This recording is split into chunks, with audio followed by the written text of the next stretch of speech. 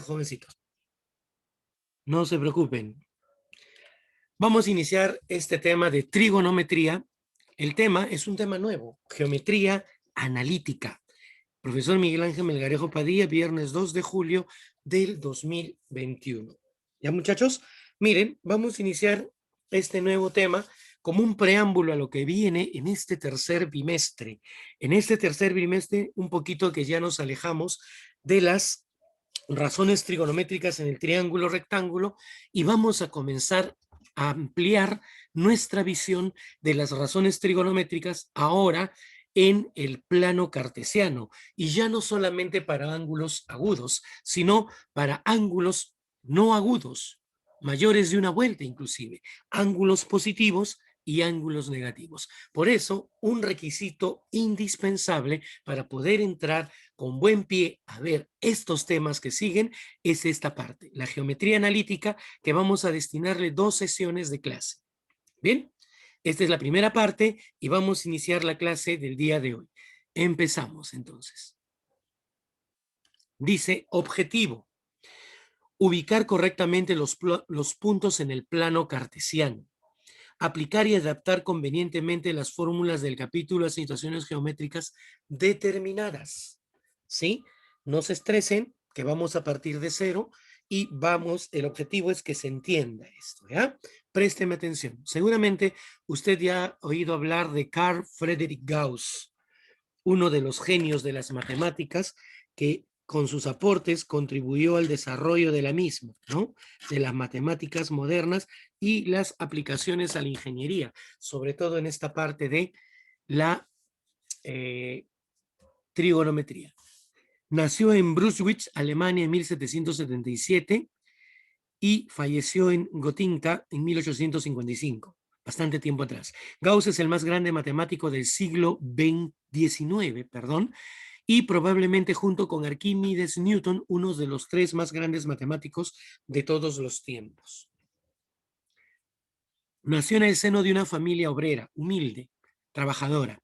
Fue niño prodigio, algo que hay que aclarar que en los tiempos de Gauss solamente aquellos que tenían un poder adquisitivo alto podían tener el privilegio de recibir una educación, ¿sí? Si tú no eras una persona acaudalada, lamentablemente ibas a formar parte de la clase obrera y trabajadora del país. En este sentido, fue un privilegiado Gauss. Nació en el seno de una familia obrera, fue un niño prodigio y desde muy pronto mostró asombrosa habilidad para el cálculo. Cuando tenía 15 años, el duque de Brunswick se fijó en él, convirtiéndose en su protector, y 3 años más tarde le ayudó a ingresar a la Universidad de Göttingen, donde cursó estudios de matemáticas, algo imposible para una persona que hubiese nacido en una familia obrera, pobre, humilde. La educación era elitista en esa época, destinada para aquellas personas que pertenecían a la aristocracia. ¿Bien? Miren cuánto ha cambiado el mundo, muchachos. Cuánto privilegio respecto a esa época hoy tenemos.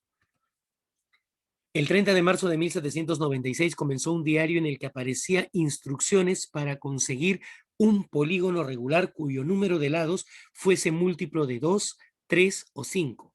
El diario contiene 146 enunciados de resultados en tan solo 19 páginas, en uno de los documentos más importantes de la historia de las matemáticas, ¿sí? De ahí los matemáticos puros han tratado de demostrar, y la gran mayoría de sus teoremas han sido demostrados, algunos inclusive han sido materia de tesis doctorales. Increíble. Los encantos de esta ciencia sublime, las matemáticas, solo se revelan a aquellos que tienen el valor de profundizar en ella. Y se dice valor porque tienes que dar lo mejor de ti, y lo paro diciendo siempre. Lo mejor que damos a cada minuto es nuestro tiempo y con él nuestra propia existencia. Bien, muchachos, vamos a iniciar la clase de campeones. Préstenme atención. Aquí el mapa conceptual o la descripción de lo que vamos a ver el día de hoy. Dentro de lo que es la geometría analítica, como primera parte, lo más básico, esencial, es saber que es un sistema bidimensional o comúnmente llamado plano cartesiano. Bien.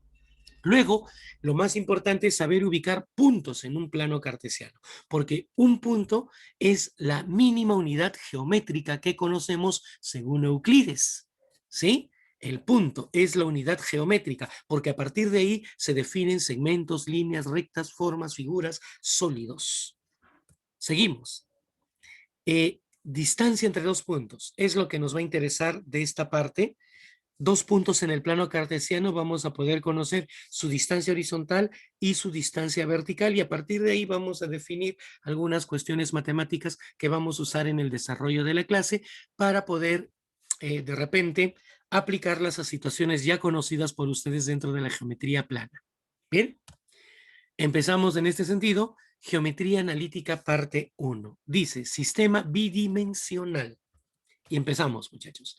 El plano cartesiano, que es un sistema formado por dos rectas perpendiculares cuya intersección será el origen de coordenadas.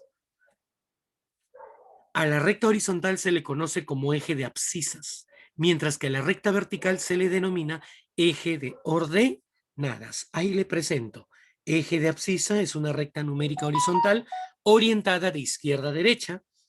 El eje vertical, eje de ordenadas, eje Y, es una recta vertical perpendicular al eje de abscisas orientada de abajo hacia arriba, ¿sí? De esta manera. O es el origen de coordenadas. Esto me da la idea de un plano. Según Euclides, un plano se define por la intersección de dos rectas en el espacio, o dos rectas en el espacio me definen un plano. Intersecto dos rectas perpendicularmente y lo que defino ahora es lo que vamos a conocer como plano cartesiano. ¿Bien? ¿Dónde? Mire usted, O es el origen de coordenadas. Ahorita vamos a aclarar esto de coordenadas, no se preocupe. X se conoce eje X, es esta recta numérica horizontal.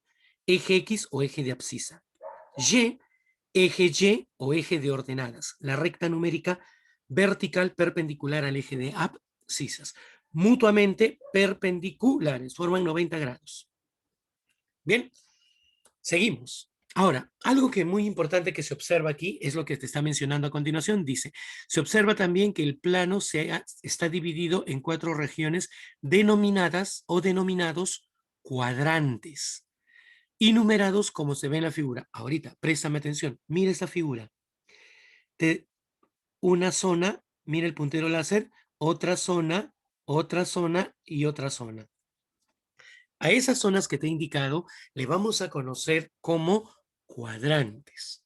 Vea, ahora esto es mi plano cartesiano, donde IC significa 1 en romano, C de cuadrante, primer cuadrante. ¿Ven?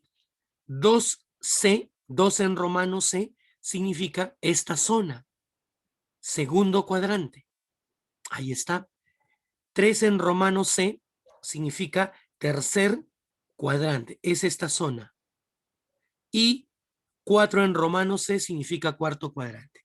El primer cuadrante está limitado por, mira el puntero láser, origen. A este se le llama eje positivo de abscisas. De aquí hasta acá será eje negativo. De aquí hacia arriba, eje positivo de ordenadas. De aquí hacia abajo, eje negativo de ordenadas. El primer cuadrante está limitado por el semieje positivo de las abscisas y ordenadas. El segundo cuadrante está limitado por el semieje negativo de las abscisas con el eje positivo de las ordenadas. El tercer cuadrante estará limitado por el semieje negativo de las abscisas y el semieje negativo de las ordenadas, mientras que el cuarto cuadrante es la zona limitada por el eje positivo de las abscisas y el semieje negativo de las ordenadas. Cuarto cuadrante. Aquí ha habido un lapso, muchachos, ¿sí? Entre gallos y medianoches digitando, aquí debe ser tercer y cuarto cuadrante.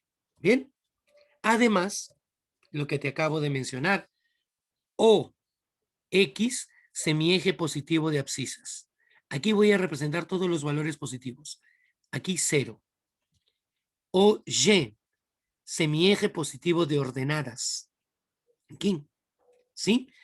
De aquí hacia arriba todos los valores son positivos. O X',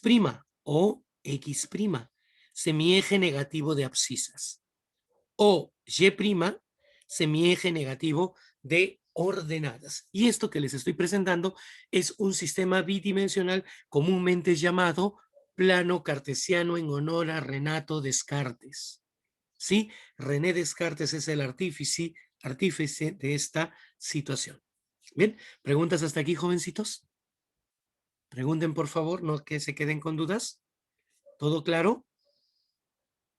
A ver, abre su audio y me dice, ¿todo claro o no? Sí, Sí, profesor. profesor. Todo claro, profesor. Claro, profe. Gracias, muchachos. ¿Sí? Veamos ahora, preste atención. Ubicación de un punto en el plano. Según Euclides, un plano se define por la intersección de dos rectas, pero un plano es, ¿sí?, una dispersión infinita de puntos sobre una superficie a la cual llamamos plano, ¿no?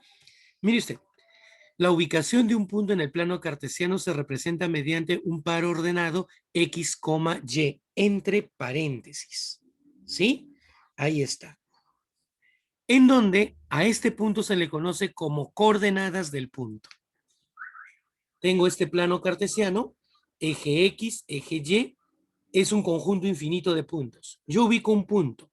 Ese punto va a tener dos componentes, el punto P de componente X sub 0, Y sub 0. X sub 0 es la abscisa del punto P y de este punto trazo una perpendicular al eje de las abscisas y ubico X sub 0. De este punto trazo una perpendicular al eje Y y ubico Y sub 0. Abscisa de P, ordenada de P. Par ordenado X sub 0, Y sub 0. Un par ordenado es una notación matemática que me va a ayudar a representar un punto en el plano cartesiano. Entonces, aquí también otro lapsus, campeón. Es X sub 0, Y sub 0. Es la coordenada de este punto P. ¿Sí? X sub 0 se denomina abscisa del punto P. Vamos a hacer algo.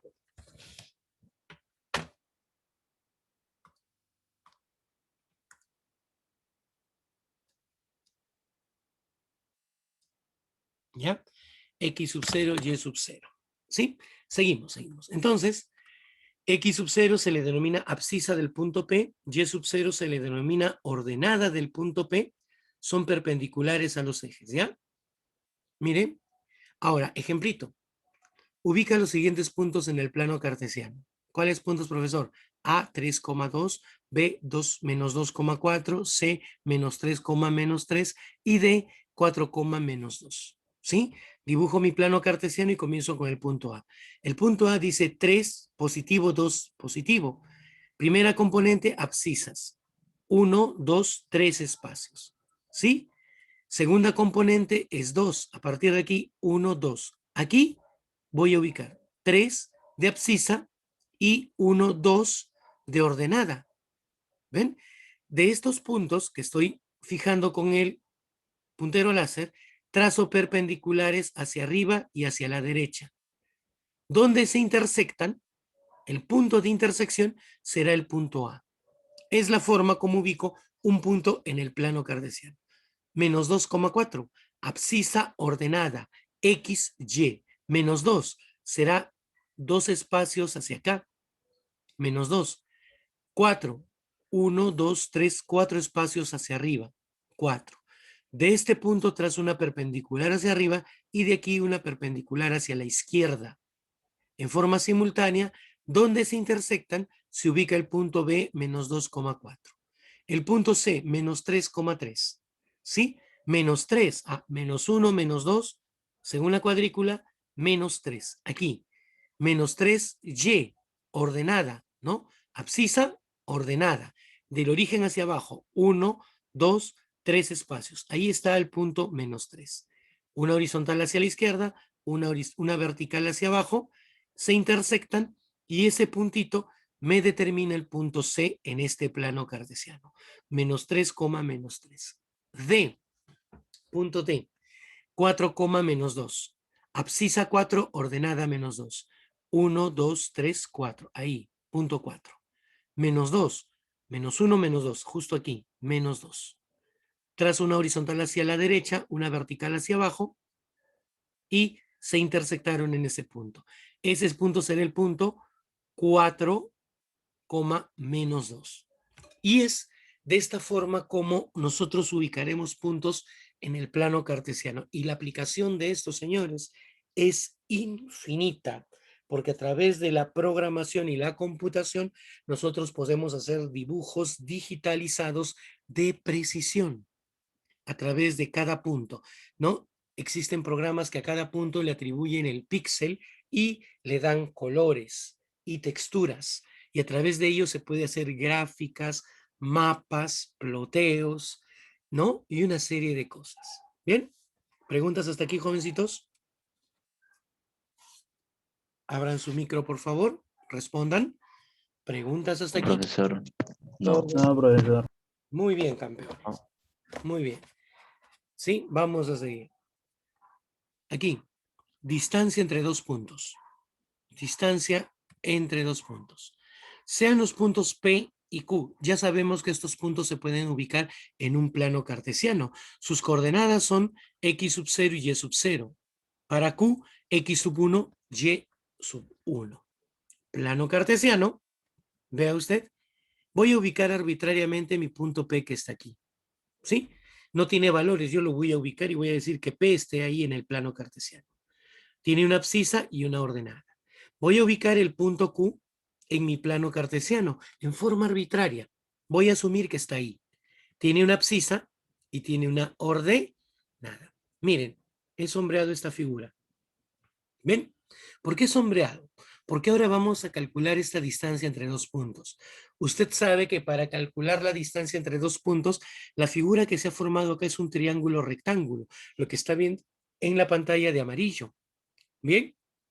Y para ello he aprendido una herramienta importante, vital, trascendental en mi estudio, que es el famoso teorema de Pitágoras. Voy a calcular esta distancia horizontal.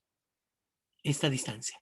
¿Sí? Distancia horizontal. Mire, sería la distancia que hay desde aquí hasta aquí, o la que hay entre este punto X sub 0 y este punto X sub 1. Matemáticamente, ¿cómo calcularía esa distancia? ¿Sí? Si tenemos esos dos puntos, ¿sí? Vamos a calcular matemáticamente esta distancia como el valor absoluto de la diferencia de estas abscisas. X sub 0, X sub 1 menos X sub 0, o también puede ser X sub 0 menos X sub 1. ¿Qué implica el valor absoluto?